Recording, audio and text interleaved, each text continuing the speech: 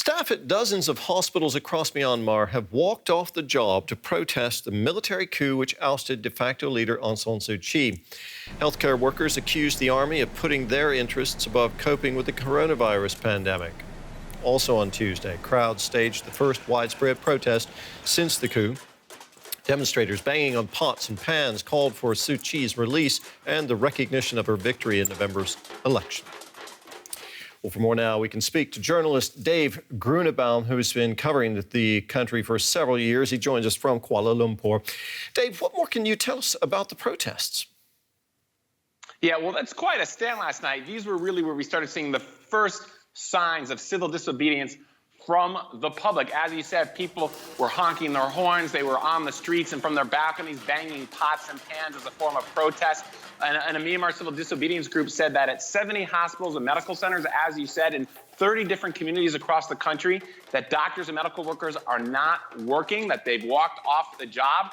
Additionally, you may see boycotts of military-linked products. This could include cell phone services, brands of beer. The Myanmar military controls a vast array of businesses across the country.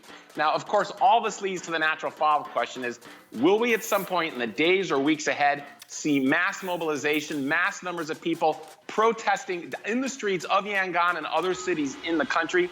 I've spoken to contacts in Myanmar today who tell me there are discussions underway about this, but no decisions have been made. It would be quite a risk for these people to take, because if you look at years past when there have been these kind of protests during the days of the earlier junta, they often responded with not just violent force, but often deadly force. So there are some serious calculations that have to be made if they want to go that far.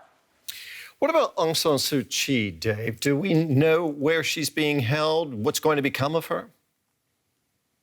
Well, we're not quite clear on what's going to become of her, but a senior NLD official did say on his Facebook page that Aung San Suu Kyi appears to be in good health and that she's been walking the grounds of her compound in Naypyidaw, the capital. Now, of course, we have not heard directly from her since the coup happened on Monday. There was a statement that came out shortly after the coup attributed to her, but that statement was prepared in advance of the coup as she and her colleagues were anticipating that it might happen.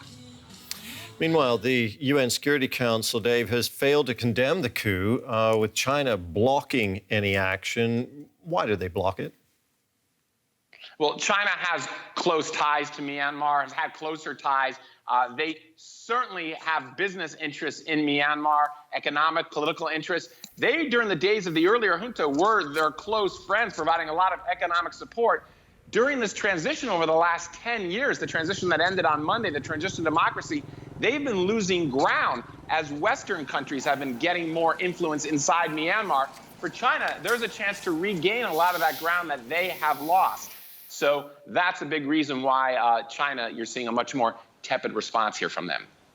Dave, thank you very much for your insights. That was journalist Dave Grunebaum joining us from Kuala Lumpur.